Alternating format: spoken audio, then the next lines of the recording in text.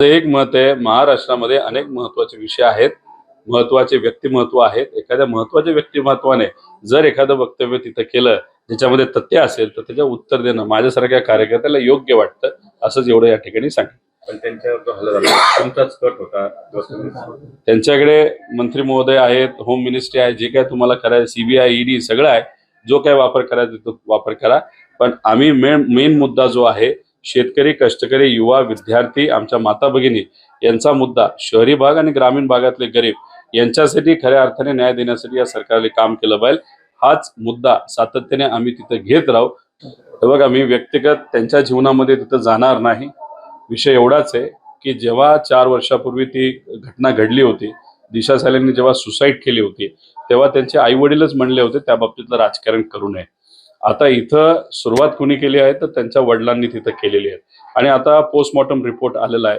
जे काय सांगितलं जात होतं की एका मुलीवर तिथं बोललंही आपल्याला थोडंसं वाईट वाटतं, जेव्हा रेप झाला होता. पण रिपोर्ट जर बघितला तर तसं काही घडलं नव्हतं.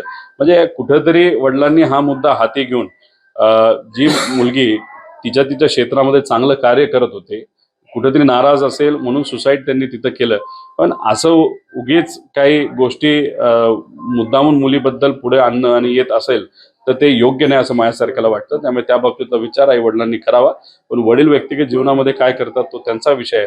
पण एकच सांगतो, बीजेपीचा जो चेहरा आहे हा कुठेतरी खरा चेहरा लोकांसमोर आलेला आहे.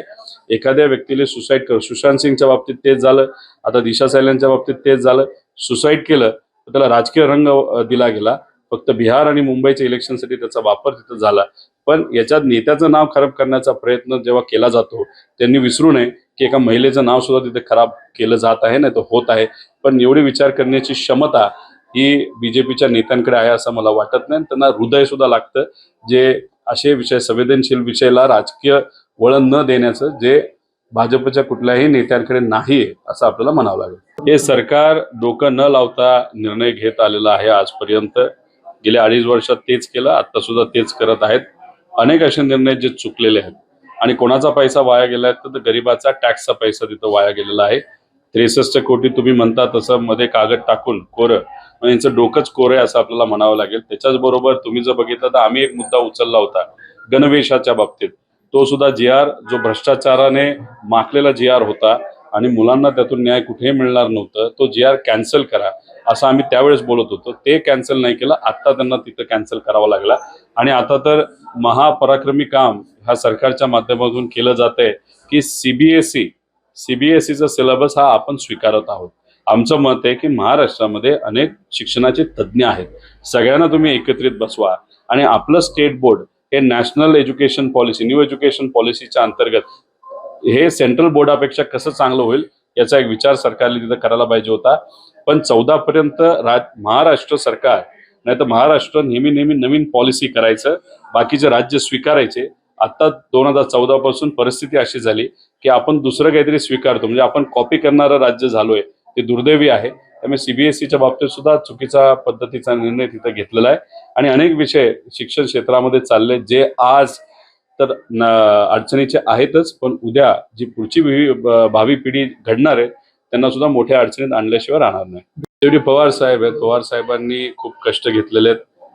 अनेक वेळा अनेक अडचणी येऊन सुद्धा त्याच्यावर मात करून पवार साहेब हे पुढे गेलेले आहेत.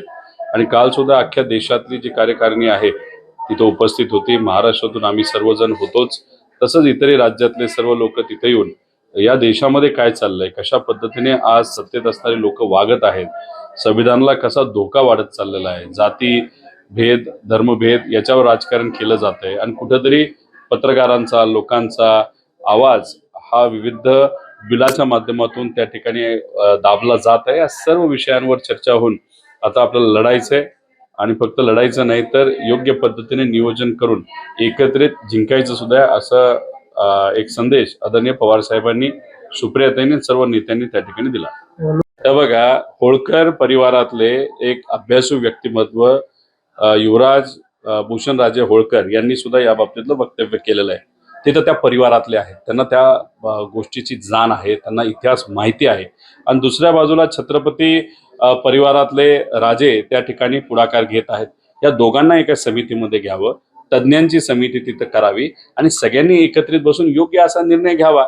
तुम्ही महामानवांच्या विषयाच्या बाबतीत त्याला जातीय रंग जर देत असाल तर भाजपला मला विनंती करायची, हे सर्व महामानव जातीच्या आणि धर्माच्या पलीकडचे आहेत, एका जातीचे धर्माचे नाही. हे कदाचित बीजेपीच्या लोकांना कळणार नाही, म्हणून दुर्दैवाने हे वेगळा रंग आणण्याचा प्रयत्न त्या ठिकाणी करताय. हे त्यांच्या रक्तात आहे, भाजपच्या रक्तात आहे असं म्हणावं लागेल.